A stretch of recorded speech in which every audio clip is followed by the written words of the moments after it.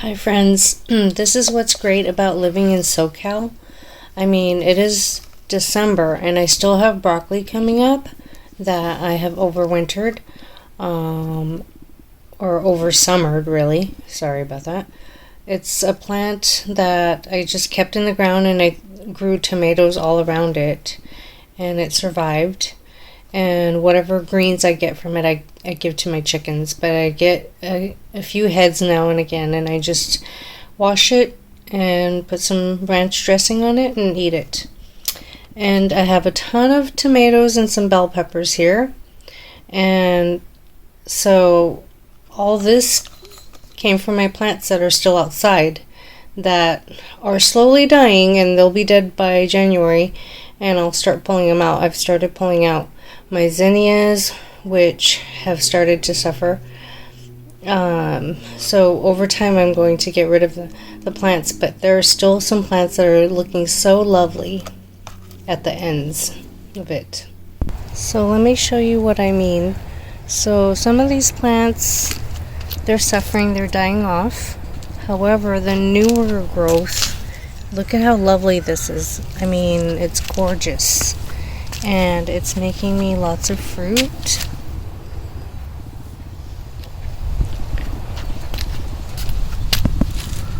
Lots of fruit that turn red every other day. So that's just what I'm harvesting until it really truly dies.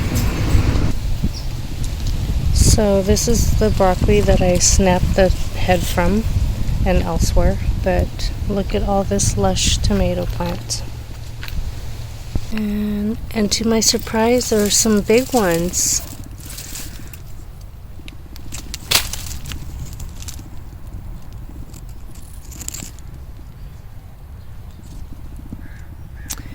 We'll see how they fare. The days are now in the 70s and the nights are in the mid 40s, so that's why these plants are still surviving. Another thing I'd like to show you is that y'all know that I collect seeds, and one of the good things you can do this season is to give them out as gifts. So I have so many seeds, and I'm just giving everyone, divvying it out to people, because you can't possibly grow everything, and I try to collect as many seeds as I can so that I can do this. So I've got little packets for kind of friends and family and neighbors. And let's see, bouquet dill, fennel, hollyhock seeds, crackerjack marigold, zinnias, tithonia, sonia sunflowers, topolino sunflowers, coreopsis, cosmos, marigold, burning embers, Kilimanjaro marigold, milkweed, asclepsia, wild bee balm, and loofah. So those are among the seeds that I collected this year. And of course I have some for myself as well, so you can gift them. And so I have some for myself for next year, but I also have enough to share with others. And then next year I'll grow different things and collect the seeds as well, so that I always have more and more seeds, just a seed supply. And that's something that you can do to save money, so you're not always buying seeds, and you're adding diversity to the environment and bringing in pollinators, feeding the pollinators by providing lots of flowers and food for yourself.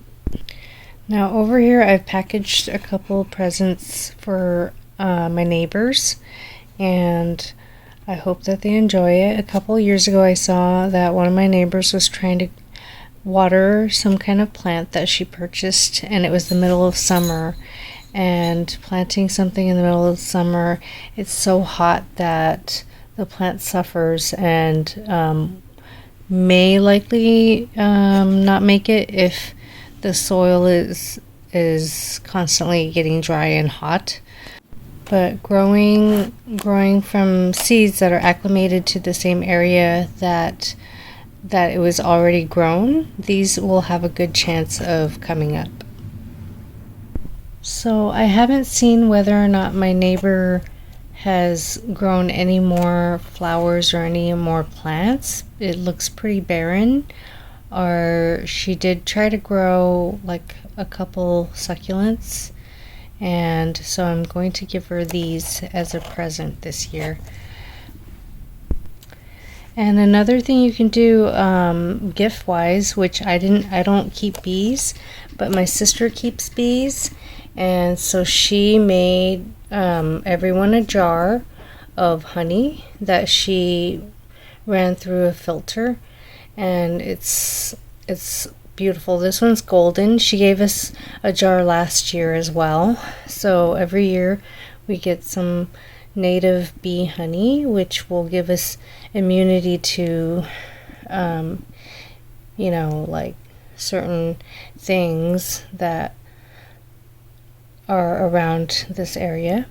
And because bees collect the pollen from the area that's native to you, from the plants, and so I think it helps with your immunity and allergies and stuff like that. So I didn't show you, but basically when it was hardened, you just crush the shell of the loofah and then you peel it off, the skin, and there you have it, loofah.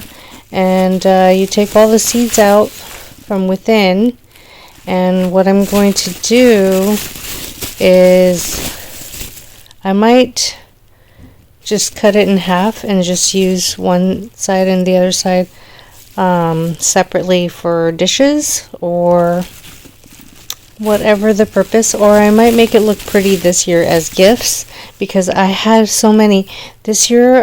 This is just 5 loofahs, but I have 5 more on the vine, and I'm just waiting for it to turn brown, and it's slowly doing that, and it's December and I'm still getting another harvest, and I'm so grateful. So I might just cut it and then sew it so that it's nice and flat and looks like a cute little dish scrubber.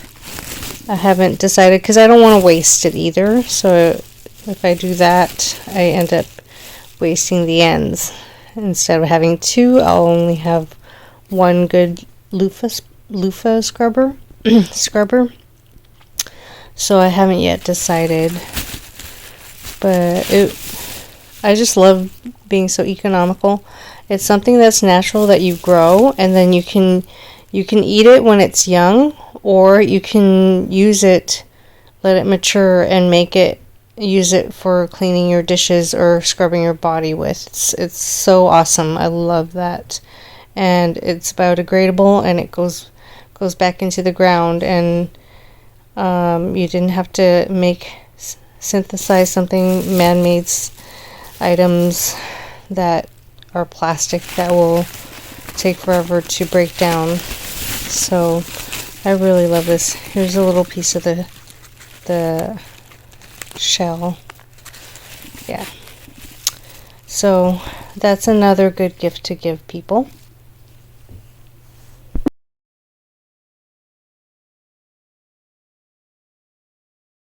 Hi friends, so I recently showed in my shorts, and if you've been watching my videos, my huge avocado tree has a lot of fruit. Usually 2 years ago it had a lot of fruit. Last year it didn't really have that many fruit, and this year it had fruit again. However, the problem is the Santa Ana winds blew most of the blossoms off of the tree, and so it ended up not having that many fruits this year. This is all I got. There were 25 total, 2 of which were eaten by squirrels. which have been plaguing me for years and years. And the longer I leave the avocados on the tree, the more they eat. And what's annoying about squirrels is they only eat a partial bite or something like that, and then they leave it, and then they go on to another fruit, and they just destroy all the fruits. So this year we decided to beat them to the punch. They already ate 2 that we know of, maybe 3. So we harvested them, even though not all of them are big like we like. This one's quite big, but some of them are a little bit on the smaller side, but that's okay. As long as we get it. So that's what you get from, this is from my tree, and a few days ago I harvested some from my parents' tree. So so those we're gonna get in a few days when they ripen. I forgot to bring them home, so I'm gonna see, but they take a while to ripen. So as they do, and I'm going to put some in paper bags to expedite them, so I can have them in different rounds instead of just having them all ripen at the same time.